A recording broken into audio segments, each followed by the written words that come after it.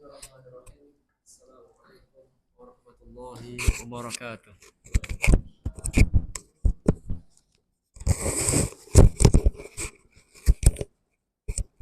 Nggak ada mic-nya nih, Pak. Nggak ada mic-nya. Oh, pakai ini.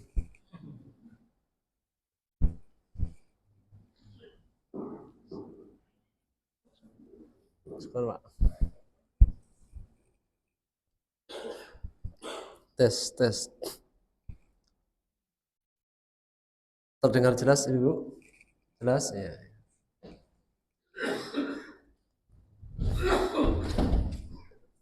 Alhamdulillah wassalatu wassalamu ala Rasulillah wa ala alihi wa sahbihi wa mawalah amma ba'd. Allahumma la sahla illa ma ja'altahu sahla wa anta taj'alul hazna idza syi'ta sahla. Rabbi shrah li sadri wa yassir li amri wahlul 'uqdatam min lisani yafqahu qawli. Alhamdulillah, segala puji bagi Allah yang dengan taufik, inayah dan karunia-Nya Allah mudahkan kita untuk bangun di waktu subuh. Setelahnya kita menjalankan ibadah salat wajib, salat subuh, dan setelahnya kita lanjutkan dengan bermajlis bersama di salah satu rumah-rumah Allah Subhanahu wa taala. Insyaallah taala dalam kesempatan pagi yang penuh berkah insyaallah taala kita akan lanjutkan materi tafsir tadabbur kita dari surat Al-Mutaffifin. Dan alhamdulillah ya, hari ini hari Ahad ya. Tanggal berapa Pak kita tadi? Tanggal berapa? 10 Muharram. Tanggal 10 Muharram atau yang kita kenal dengan Asyura. Asyura yaitu tanggal 10 Muharram. Kalau orang Jawa apa Bu ya? Syura ya, Syura. Satu Syura ya. Biasanya kalau satu Syura atau hari-hari Syura apa Bu? Ritualnya? Memandikan keris. Mandi kembang ya. Mandi kembang 7 rupa ya. Ya di antara hari-hari yang sakral. Dan Asyura atau 10 tanggal 10 dari bulan Muharram. Puasa apa enggak puasa nih? Puasa ya? Nanti dibungkus nanti Pak. Dibungkus Pak ke rumah ya. Hari Asyura ya, dalam Islam itulah hari yang Allah muliakan. Maka bulan Muharram adalah termasuk salah satu bulan yang Allah muliakan. Kita sering sampaikan dalam setahun ada 12 bulan. Itu sudah ketentuan Allah semenjak Allah menciptakan langit dan bumi. Dari 12 bulan tersebut ada 4 bulan yang Allah muliakan. 4 bulan yang Allah muliakan itu yang pertama adalah Dzulqa'dah, setelahnya Dzulhijjah, setelahnya Muharram. Dan yang keempat adalah bulan Rajab. Maka bulan Muharram adalah salah satu bulan yang Allah muliakan. Maka di antara apa yang terdapat pada bulan Muharram, yang terdapat pada bulan Muharram di antara sunnah-sunnah sebuah ibadah adalah berpuasa di tanggal 10 dari bulan Asyura. Dari bulan Muharram. Tanggal 10. Itulah hari Asyura. Apa pahalanya, Pak? Diumpetin sekarang ya. Mumtaz. Rasulullah Shallallahu Alaihi Wasallam ketika ditanya dalam hadis riwayat Muslim tentang puasa, maka beliau mengatakan, siyamu yaumi Asyura, berpuasa 1 hari.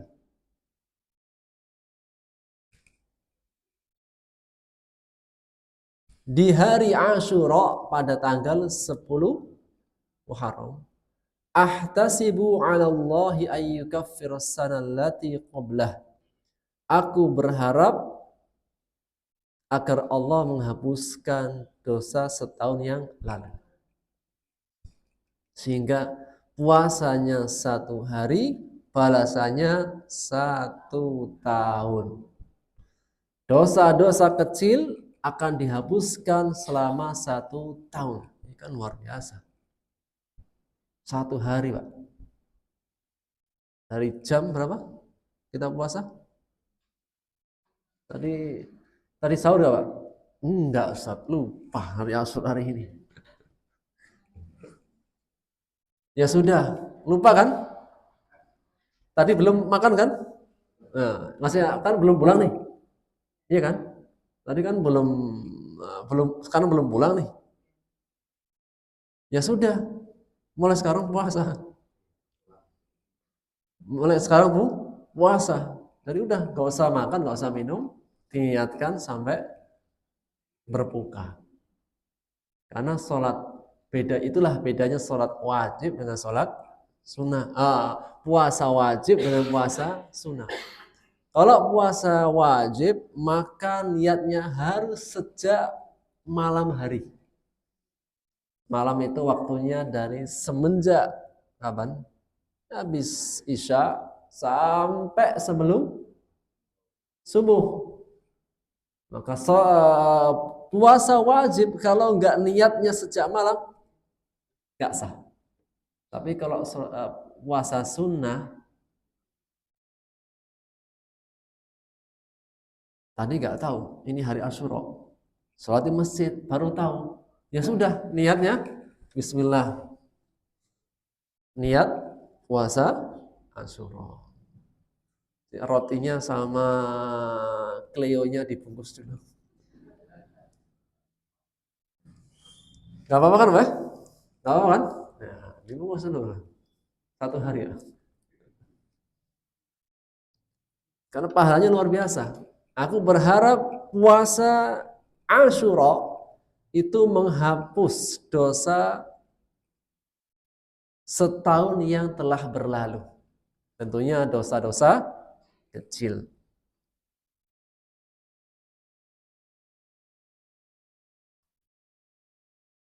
Tanggal 10. Dan Rasulullah SAW mengajak para sahabat juga berpuasa di tanggal 9-nya kemarin nanti.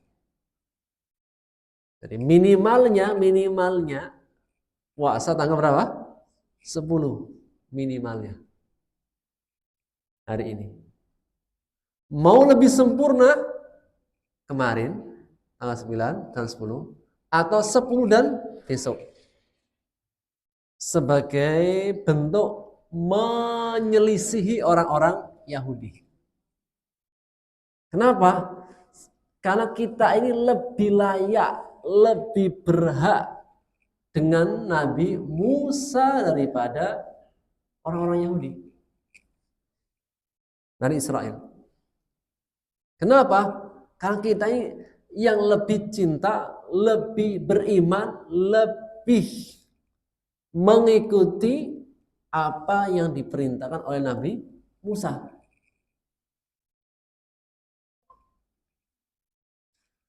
Sebagaimana hadis yang diriwayatkan oleh Bukhari, Muslim dan yang lainnya dari sahabat Abdullah ibnu Abbas radhiyallahu anhuma. Ia mengatakan, qadiman Nabi sallallahu alaihi wasallam al-Madinatah. Bahwasanya Rasulullah SAW suatu ketika tiba di kota Madinah.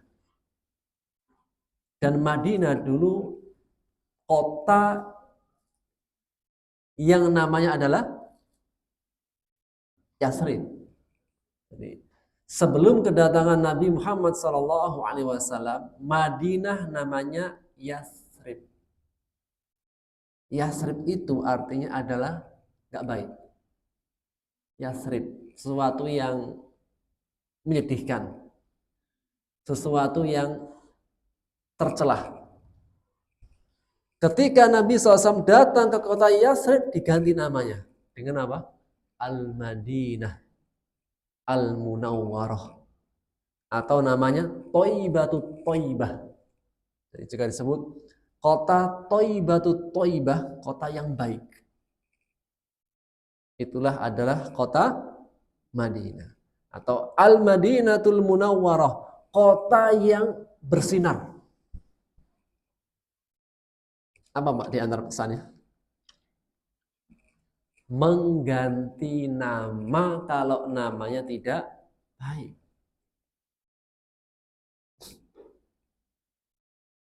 Jadi kalau namanya nggak baik, nama apa saja. Kalau nggak baik, ganti dengan yang lebih baik. Apalagi namanya nama orang. Jadi nama kota saja kalau nggak baik, ganti dengan yang lebih baik. Apalagi nama orang. Karena nama orang itu akan dipanggil di dunia dan di akhirat. Namanya Khosiin. Ada Bu? Khosiin.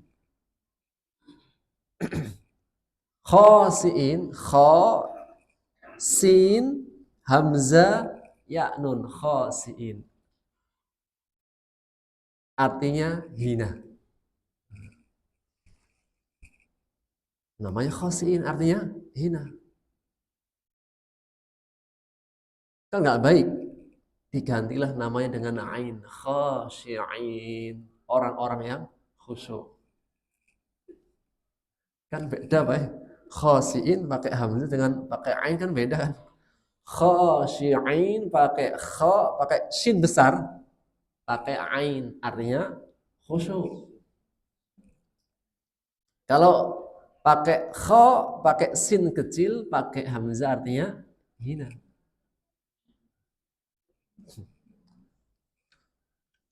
Atau tambah dikit, laisa minal khosiin. Laisa kan bukan termasuk orang-orang yang hina.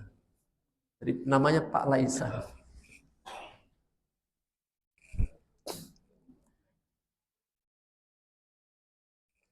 Ala kulli hal, jika ada sesuatu yang namanya kurang baik, diganti dengan yang lebih baik. Makanya Pak, di antara perbuatan fasik, apa itu perbuatan fasik Pak? Perbuatan yang tercelah di sisi Allah dan Rasulnya adalah memanggil dengan julukan yang nggak baik. Misalnya orangnya tinggi, kurus, apa julukannya? Hah? Hah? Apa Pak? Itulah nggak boleh. Orangnya gemuk, nggak terlalu tinggi, besar lagi. Panggilannya apa? Nah, ini apa? Julukan-julukan yang Allah mengatakan dalam Al-Hujurat, bi'sal fusuqu ba'dal iman. Seburuk-buruknya kefasikan setelah keimanan. Jadi, jika ada orang mukmin baik yang memanggil dengan panggilan seperti itu, ini seburuk-buruknya perbuatan fasik kalau dia beriman. Makanya Pak, kita itu harus memanggil orang dengan panggilan yang terbaik. Panggilan yang bikin orang itu senang dan harus mengandung makna-makna yang terbaik. Kembali ke hadisnya. Ketika Nabi SAW sampai di kota Madinah, beliau melihat mendapati orang-orang Yahudi berpuasa di hari Asyura. Maka beliau bertanya, "Ma hadza?" Apa ini? Maksudnya sesuatu apa ini kok mereka berpuasa di hari Asyura? Qalu, mereka berkata, "Hada yaumun salih." Ini adalah hari yang baik. Kenapa hari yang baik? Yaumun najjallahu bani Israil min aduwihim. Hari di mana Allah menyelamatkan Nabi Musa dan membinasakan musuhnya Fir'aun. Fasamahu Musa. Karena nikmat keselamatan inilah Nabi Musa berpuasa. Di antara bentuk rasa syukur, syukur yang bisa kita ungkapkan adalah dengan cara puasa. Di antara masing-masing kan punya nikmatnya. Masing-masing itu punya nikmatnya yang dia merasa itu yang sangat besar. Maka di antara nikmat hidup adalah nikmat selamat. Mendapat keselamatan.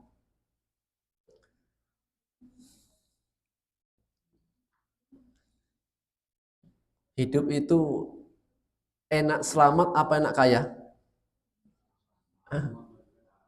Makanya ada namanya Pak Selamat kan, harapan Pak Selamat terus. Makanya Pak, doa yang sering kita ucapkan itu Pak. Selamat. Kita memohon kepada Allahumma inni as'alukal afa wal afiyah fid dunya wal akhirah. Ya Allah, minta maaf dan minta keselamatan dunia dan akhirat. Bahkan menjadi sebuah syariat yang kita itu saling menyapa. Apa Pak? Assalamualaikum. Ini luar biasa. Assalamualaikum apa artinya?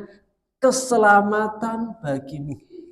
Selamat dunianya, selamat akhiratnya, selamat dirinya, selamat keluarganya, pokoknya selamat semuanya. Sampai jadi sebuah syariat. Assalamualaikum. Assalamualaikum. Gak ada yang jawab. Baru saja diajak selamat. Assalamualaikum.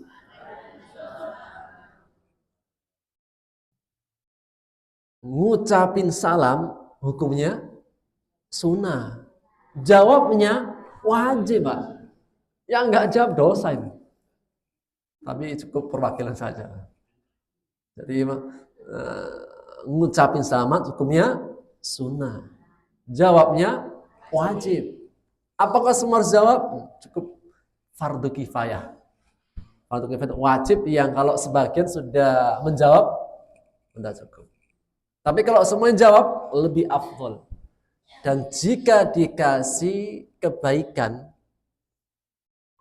dianjurkan membalasnya itu lebih. Gimana Pak lebihnya itu? Jika saya mengucapkan Assalamualaikum, jawabannya Waalaikumsalam warahmatullah. Atau tambahin dikit, wabarakatuh. Jadi cara membalas itu harus lebih baik. Kalau nggak bisa lebih baik, minimal sepadan. Assalamualaikum, waalaikumsalam, sepadan. Tapi kalau mau lebih baik, warahmatullah. Lebih baik lagi, wabarakatuh. Lebih baik lagi, doakan, mendoakan. Makanya berbicara tentang salam ini, kekhususan hanya sesama orang muslim. Kalau sesama muslim, assalamualaikum. Tapi kalau sesama yang nggak non muslim, hello bro, hello sis. Tapi kalau dikasih ucapan salam dari yang non muslim, mungkin nggak? Mungkin nggak? Mungkin Pak. Tetangga saya itu non muslim. Itu kalau saya ketemu papasan, assalamualaikum Pak Ustadz, itu gitu. Coba Pak, wa'alaika. Wa'alaika, dan padamu juga. Baik. Jadi kalau yang muslim itu apa salam ya dijawab juga. Cuma apa? Wa alaika.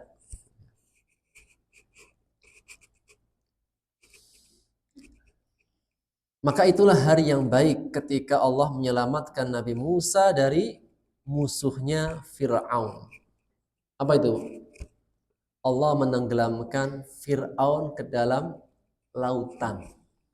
Jadi kan matinya Fir'aun itu di mana? Di laut. Laut mana? Gak disebutin. Apakah laut merah atau ke laut yang mana? Gak disebutkan. Yang pasti laut. Dan kisahnya sangat masyhur. Ketika sudah tenggelam, Fir'aun baru mau taubat. Amantu birabbi Bani Israel. Aku sekarang beriman terhadap Tuhannya Bani Israel. Tapi lagi-lagi, taubat itu sudah gak dianggap jika azab sudah turun dan menimpa. Yang di antara pintu-pintu tobat sudah tertutup. Kapan? Satu, ketika matahari terbit dari barat. Kalau matahari sudah terbit dari barat, tobat sudah ditutup. Yang kedua, malam yughorgir. Selama nyawa belum sampai ke tenggorokan, kerongkongan. Kalau nyawa sudah sampai tenggorokan kerongkongan, selesai. Yang ketiga, ketika azab sudah menimpa, selesai.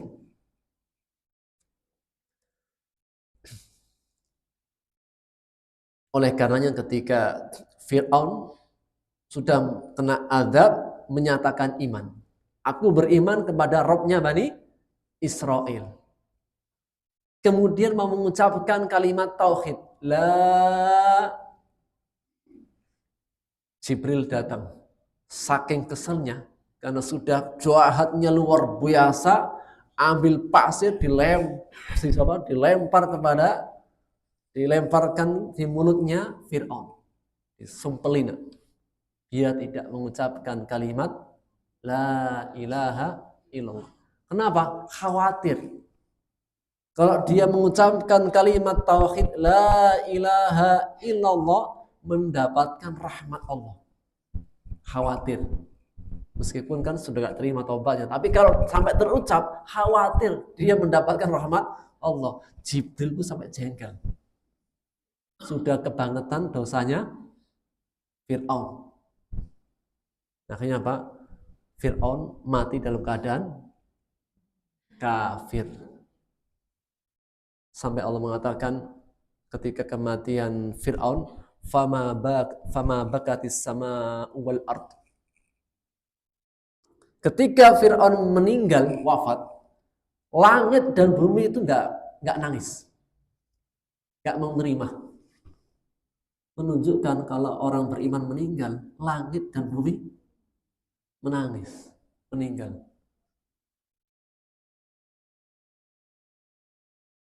Semoga kita semuanya menjadi hamba-hamba Allah yang mengakhiri kehidupan dengan husnul khatimah. Taib. Sehingga itulah hari yang baik. Kemudian Rasul mengatakan, Ana ahabbu bi Musa minkum. Kami ini lebih layak dengan Nabi Musa daripada kalian. Sehingga Rasul mengatakan, insya Allah jika dikasih kesempatan waktu yang akan datang, kita akan berpuasa di tanggal 9-nya juga. Maka Ibnu Abbas mengatakan Rasulullah SAW belum nyampe tahun depan sudah wafat. Sehingga beliau belum sempat berpuasa yang 9 karena sudah wafat duluan. Dan beliau mengucapkan jika ketemu tahun depan insya Allah. Dan ini menjadi sebuah pelajaran penting. Jika kita ingin mengerjakan sesuatu yang akan datang, Insya Allah. Pak Ustadz, kita insya Allah kita bikin acara ya, datang ya. Jawabannya apa? Insya Allah. Artinya? Insya Allah. Artinya apa? Ya, saya akan datang jika Allah mengizinkan. Bukan arti Indonesia. Jika disebut insya Allah itu antara ya dan tidak. Datang ya, insya Allah. Beneran ya, masih belum yakin dia. Kenapa? Karena banyak orang insya Allah itu gak datang. Jadi sejak saat itu apa? Insya Allah artinya jadi rusak. Apalagi para pembisnis. Gimana? Jadi gak? Insya Allah. Itu dia gak yakin. Ini enggak ini. Padahal insya Allah itu kalimat tauhid yang luar biasa, Pak. Apa arti insya Allah? Iya. Jika Allah menghendaki. Kenapa? Karena hari esok gak ada yang tahu. Siapa yang tahu hari esok?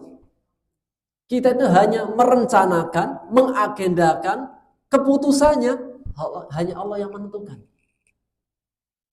Saya itu Mbak tadi malam itu, insya Allah besok jadwal di sini, imamnya saya besok insya Allah. Udah tak siapin Pak bacaannya. Qadarullah terlambat. Kita itu hanya sebatas bisa merencanakan, mengagendakan. Kenyataannya, keputusannya Allah yang menentukan.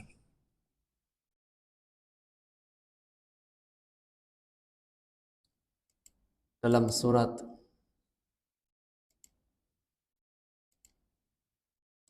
Luqman di ayat yang terakhir Allah berfirman, Innallaha indahu ilmus sa'ah. Sesungguhnya di sisinya lah perkara gaib. Maka di antara perkara gaib satu ilmus sa'ah. Pengetahuan tentang hari kiamat. Enggak ada yang tahu. Tidak ada seorang pun yang tahu kapan hari kiamat. Jika ada yang meyakini tahu hari kiamat, dusta. Enggak ada yang tahu. Cuma tanda-tandanya iya. Kalau tanda-tanda iya, tapi kepastian kapan tidak ada yang tahu. Yang kedua, ilmu gaib adalah wa yunazzil ghais. Kapan turunnya hujan?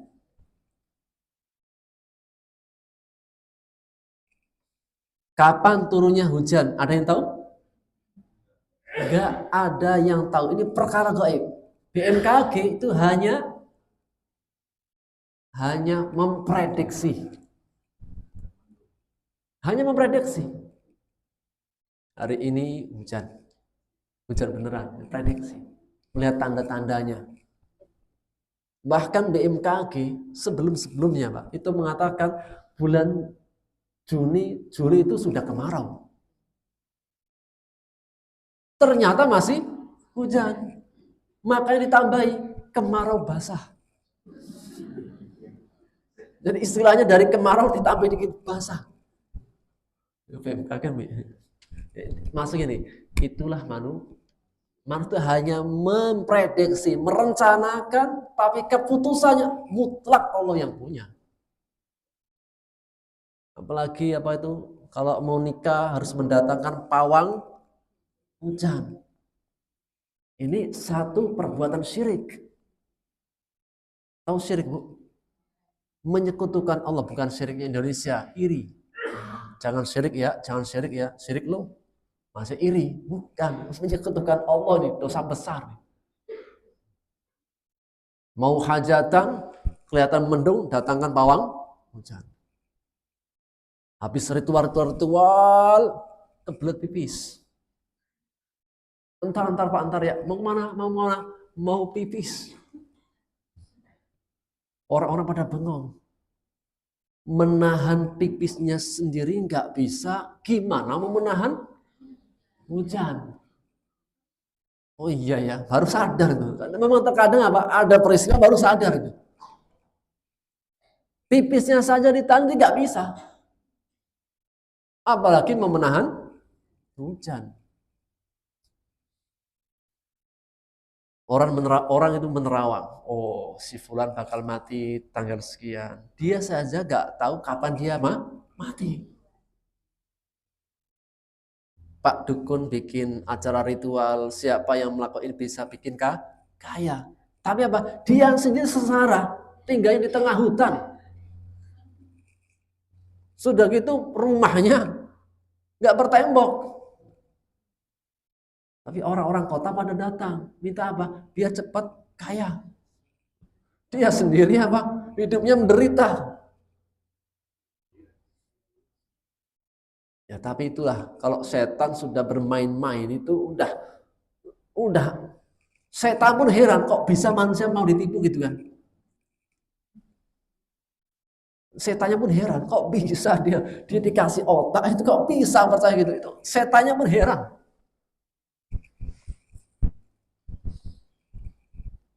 Ilmu hari kiamat, 2 turunnya hujan, yang ketiga wa ya'lamu ma fil arham, mengetahui tentang rahim. Anaknya ini laki-laki atau perempuan, sempurna atau gimana, itu hanya Allah tahu. Bu Bidan memprediksi kayaknya nih Monas. Oh, Monas. Kayaknya nih cowok, cewek, prediksi. Anak saya USG dulu itu beberapa kali cowok, keluarnya cewek. Ya mau dikasih cowok cewek yang penting alhamdulillah dikasih rezeki.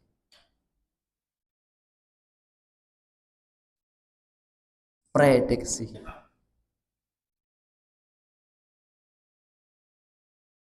Yang keempat, tadi apa? Tadi pertama, rahasia itu ada 5. 1, hari kiamat. 2, turunnya hujan. 3, ilmu tentang rahim. Yang keempat, wa ma tadri nafsum madza taksibu ghadan. Engkau nggak tahu apa yang engkau akan perbuat hari esok. Hari esok itu Allah yang punya. Kita itu hanya merencanakan sebatas rencana.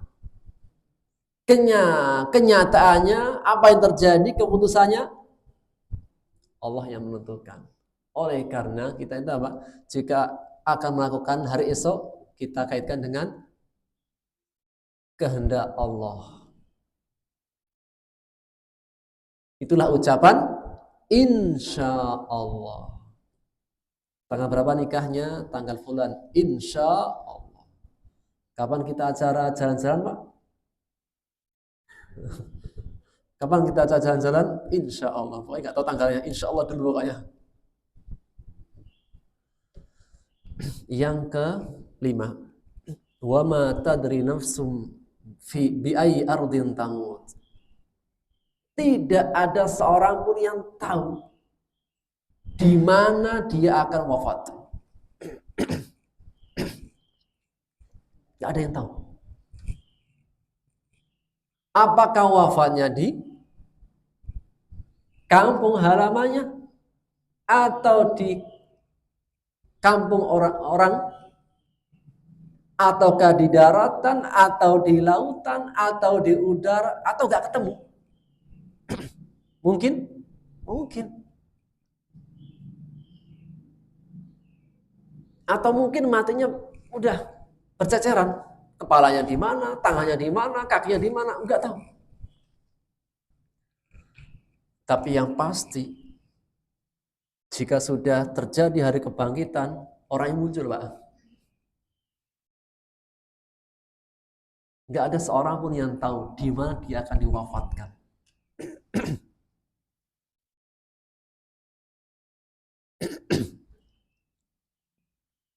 Apakah setiap yang kerjanya di laut, melayar, pasti matinya di laut? Belum tentu. Apakah yang kerjanya di daratan pasti di daratan wafatnya? Belum tentu. Yang di rumah terus pasti di rumah? Belum tentu. Gak ada yang tahu di mana dia akan wafat.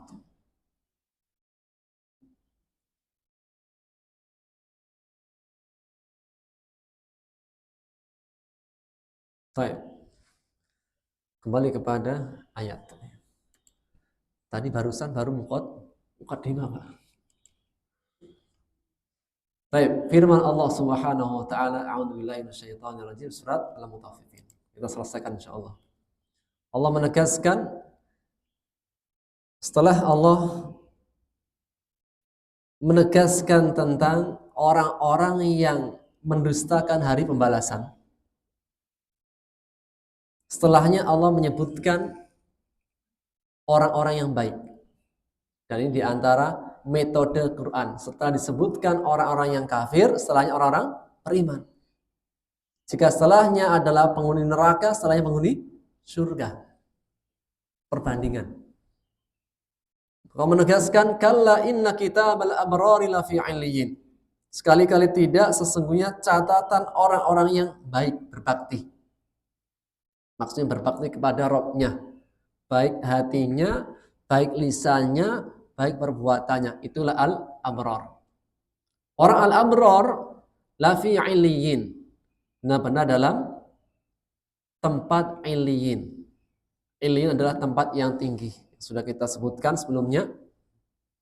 Setiap dari kita kalau wafat nantinya, jika dia adalah orang yang baik, namanya itu akan diangkat di langit 1, 2, 3 sampai ke langit yang ke-7. Setelah diangkat ke langit yang ke-7, Allah mengatakan catat namanya fi 'illiyin. Dalam catatan 'illiyin. Kemudian dicatat namanya. Setelah dicatat namanya, Allah mengatakan kembalikan ke bumi. Karena manusia itu diciptakan dari bumi, dari tanah, kemudian diciptakan dari tanah, dikembalikan kepada tanah, dan akan dibangkitkan dari tanah. Itu sudah menjadi kehendak Allah. Manusia itu dari tanah, dikembalikan ke tanah, dan akan dibangkitkan dari tanah. Makanya orang yang kalau sudah mau meninggal, namanya bau. Orang bilang, oh bau tanah. Sudah bau. Makanya sudah tua kan nggak pakai minyak wangi kan? Pakai minyak apa? Minyak GPU, balsem, kemudian apa? Minyak kapak, koyo. Nah, itu.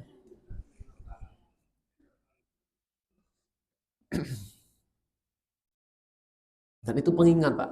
Pengingat. Kalau sudah nggak pakai minyak wangi, sudah bau-bau tanah, mengingat.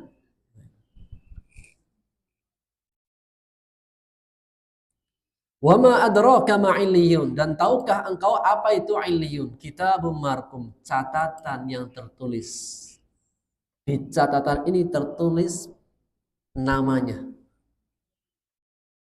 Yashhaduhul muqarrabun, yang disaksikan oleh para malaikat. Malaikat yang dekat sama Allah. Innal abrara lafi na'im, sesungguhnya orang-orang berbakti benar-benar dalam kenikmatan. Maksudnya adalah surga. Kenapa surga dinamakan an-na'im? Karena semua penuh dengan kenikmatan. Gak ada yang gak enak. Kalau di surga itu enak semuanya. Kalau di dunia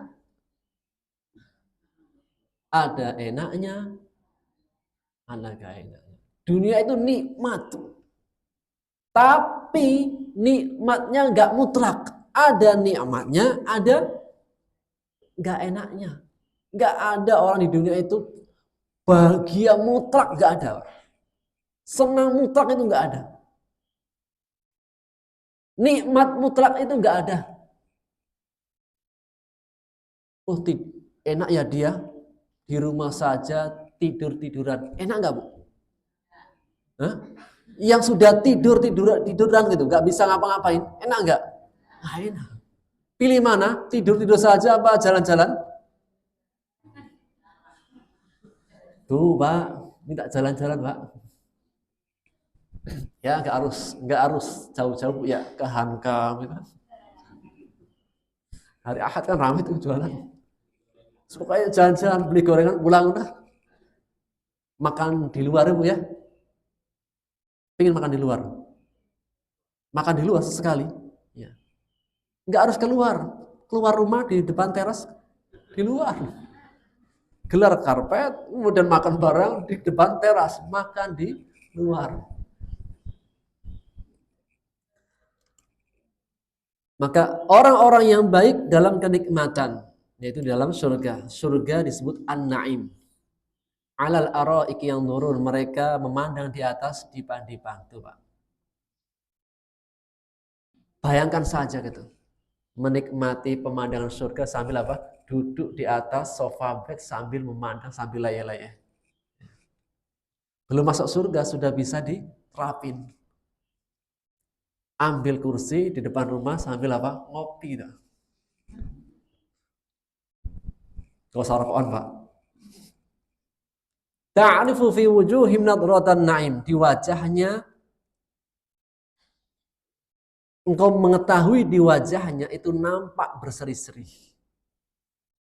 Yusqauna min rahiqim makhtum. Mereka dikasih minum dari rahiqul makhtum. Minuman yang segelnya masih ditutup. Tilak. Menunjukkan minuman ini masih murni, belum ada yang menjamahnya. Khitamuhu misk. Penutupnya, segelnya baunya minyak kasturi. Tutupnya saja itu baunya minyak kasturi. Bagaimana isinya? Atau tafsiran yang kedua, khitamuhu misk, habis minum itu apa? Semerbak keluar bau minyak kasturi. Minum apa Pak kayak gitu Pak? Hah? Bir? Anggur ya? Anggur benar. Minyak kasturi Pak, kalau anggur gak enak. Habis minum semerbak. Kalau berbicara itu apa? Udah ruangnya harum semuanya. Itulah minuman rahiqul makhtum. Dan itulah nikmat penghuni surga. Makan terus, minum terus. Gak buang air kecil, gak buang air besar, gak berliur, tidak ada kotoran-kotoran, dan gak gemuk-gemuk.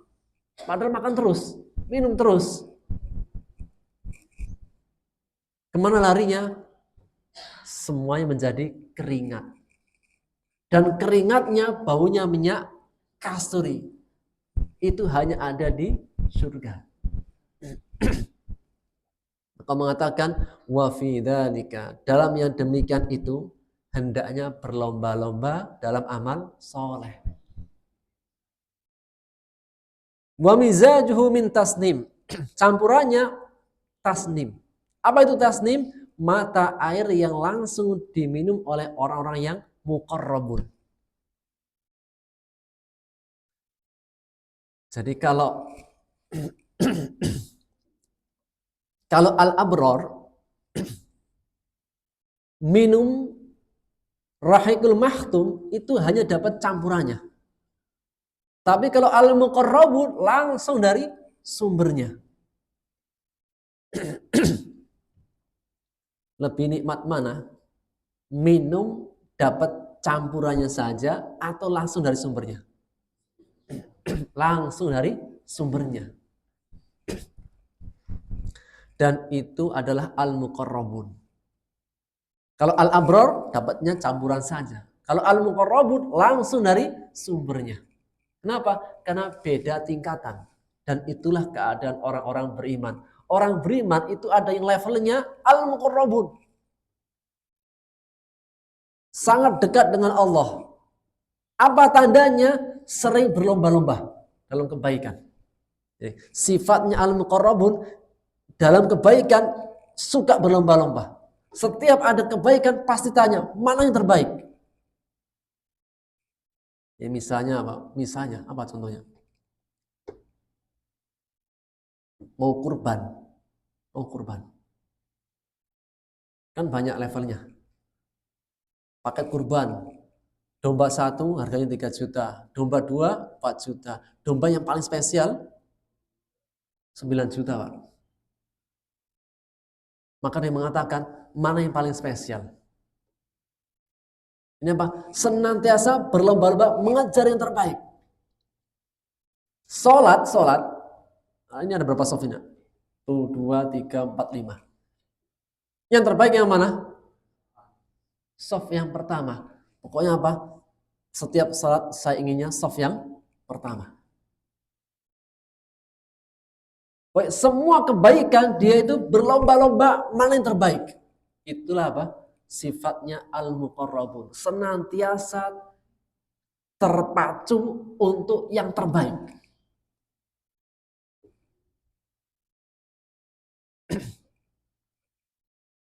Apakah semua orang beriman sama dalam kebaikan? Enggak. Ada yang levelnya al-muqarrabun, berlomba-lomba terus.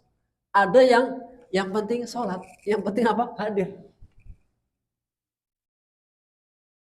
Nah, kalau yang penting ini ya, dia dapat campuran. Sudah nikmat tapi banyak dapat campuran. Tapi kalau al-muqarrabun yang suka berlomba-lomba dalam kebaikan, levelnya apa? Langsung dari sumbernya.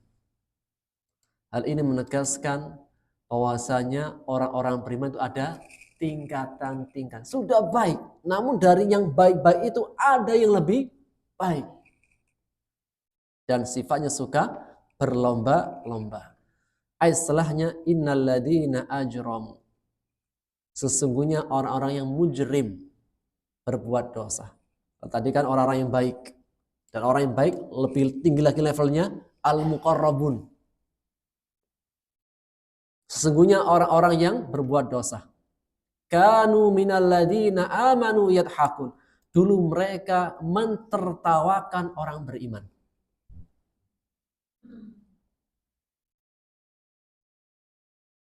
Jadi kalau orang beriman jadi orang baik, kemudian ditertawakan, itu udah ujian dalam agama.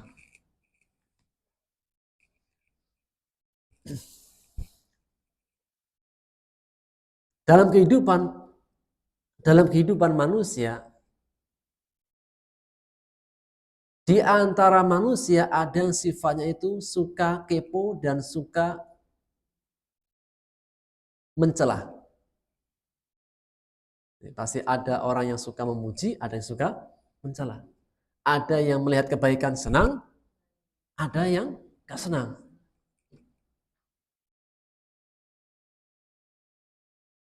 Maka orang-orang yang berbuat dosa, kalau melihat orang yang baik, senang apa gak senang?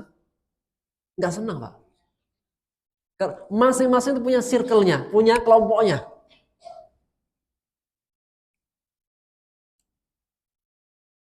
Orang yang baik, musuhnya siapa? Hah? Orang-orang yang baik, musuhnya siapa? Orang yang jahat, setan. Orang-orang yang jujur, amanah, musuhnya siapa? Orang yang koruptor, gak jujur.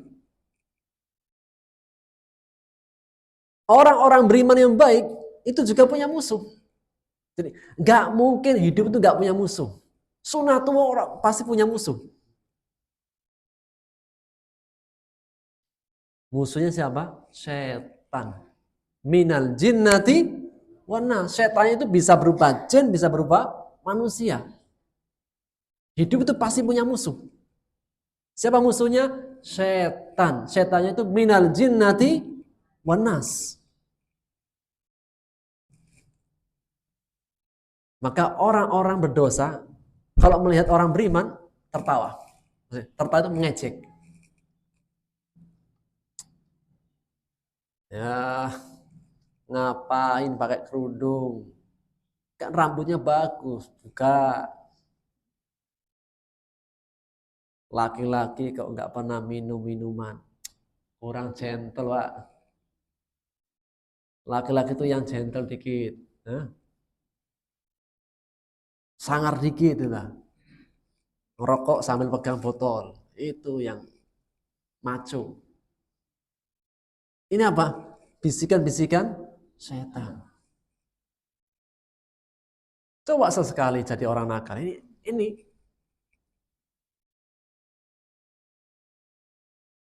Mengejek, mentertawakan ingin mencela. Wa idza marru bihim yataghamazun. Jika orang berimannya lewat, orang-orang yang berbuat dosa tadi, orang-orang kafirnya, yataghamazun, mengedip-ngedipkan mata. Maksudnya apa? Ngejek. Pakai isyarat. Gimana Ibu kalau ngejek pakai isyarat, pakai mata? Ngedip ya? Ah, itu apa? Yang paling suci lewat tuh. Wa idan qalabu ila ahlihim inqalabu faqihin. Jika mereka para pendosa nih, para orang-orang kafirnya pendosa, mereka itu kembali kepada keluarganya, circle-nya, kelompoknya, inqalabu faqihin, mereka itu kembali dengan gembira ria. Maksudnya gembira ria karena sudah bisa menghina, mengejek, mencela. Tadi ketemu si dia itu. Kita ajak-ajak dia. Sehingga apa? Ejekannya itu menjadi bahan obrolan di majelisnya. Celaan dia itu menjadi bahan obrolan di tempat tongkrongannya. Dan mereka mengatakan wa idza ra'ahum qalu inna haula ila dhallun. Mereka melihat orang beriman itu sesat. Orang beriman di mata orang kafir yang zalim, yang dosa, itu kayak orang sesat. Tadi orang baik musuhnya siapa? Orang yang jahat. Orang jahat melihat orang baik itu apa? Sesat.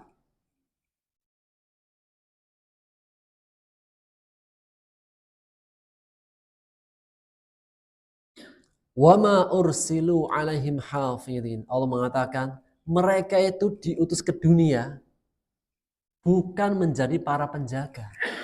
Maksudnya apa? Kita ini di dunia ini ujian. Masing-masing punya tanggung jawab, punya tugasnya. Masing-masing dari kita itu dikasih hidup bukan untuk kepo dengan urusan orang lain. Yang pertama dan yang utama masing-masing memperhatikan dirinya sendiri. Ini orang kafir, ini orang pendosa, terlalu kepo dengan urusannya orang beriman. Seharusnya dia itu lebih menyorot, lebih memperhatikan tentang dirinya sendiri. Kebaikan apa yang sudah saya kerjakan, perbuatan apa yang kurang, saya itu berbuat apa yang salah. Masing-masing itu seharusnya lebih fokus terhadap dirinya sendiri. Bukan fokus dengan keburukan orang, dengan sesuatu pada orang lain dan melupakan dirinya sendiri. Di antara sifat ghaflah, lalai. Ketika seseorang itu sibuk dengan kekurangan orang lain dan melupakan kekurangan dirinya sendiri. Kita itu kalau kita cari-cari kekurangan kita, ada nggak? Banyak. Kita itu kalau sibuk memperbaiki diri sendiri itu sudah sibuk.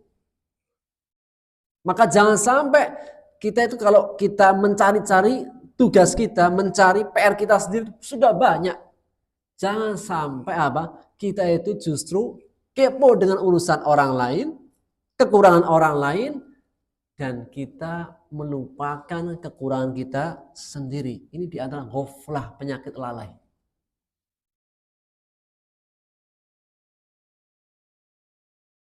Maka Allah mengatakan fal yauma, maka pada hari ini. Alladzina amanu. Maksudnya apa? Di hari akhirat nanti, di hari akhirat. Alladzina amanu, orang-orang yang beriman minal kufari yadhakun, akan mentertawakan orang-orang kafir. Di dunia orang-orang beriman ditertawakan. Nanti di akhir dibalas.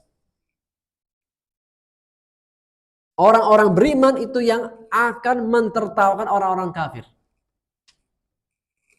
Surga itu di mana? Di atas. Neraka di bawah. Jadi orang beriman itu melihat keadaan orang-orang yang dulunya durhaka, yang dulunya nggak benar.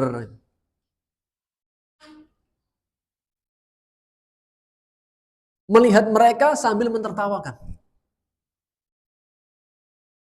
Alal araiki yang turun di atas dipan-dipan sambil memandang. Kenikmatan surga itu apa? Di antara kenikmatan surga, Pak, itu apa? Leyeh-leyeh. Duduk bersandar di atas dipan. Ya, memang di antara cara menenangkan jiwa gimana? Di antara mencari ketenangan batin gimana? Duduk sendiri sambil merenung. Terkadang ketenangan itu bukan dalam keramaian. Terkadang ketenangan hidup dengan menyendiri. Mana buktinya? Banyak sekarang. Orang kota itu kalau sudah sumpek, sudah bosan, sudah penat, lari kemana? Lari kemana, Pak? Puncak. Menjauh dari kebisingan metropolitan. Menjauh dari keributan. Terkadang apa? Ya, kebisingan, kemudian keramaian itu nggak membawa ketenangan. Terkadang butuh apa? Menepi sejenak. Makanya di antara 7 golongan yang Allah naungi nanti, siapa? Di antara adalah seorang laki-laki yang berkholwat. Apa itu berkholwat? Sendirian dengan Allah. Doa bermuhasabah sendirian. Karena kalau rame-rame kan ada anak mau doa, apa anak yang ngajak main. Baru mau doa, istrinya ngajak jalan-jalan. Kan jadi gak jadi, Pak. Kenapa? Butuh menyendiri. Da'allaha khalian, berdoa kepada Allah seorang diri merenung khusyuk. Kemudian menangis. Jam 6. Oh iya benar. Taib. Alal araiki yang turun. Terakhir Allah mengatakan hal suwibal kufaru makanu yaf'alun. Apakah orang kafir telah dibalas terhadap apa yang mereka dulu kerjakan? Iya. Ini ayat menegaskan al-jaza min jinsil amal.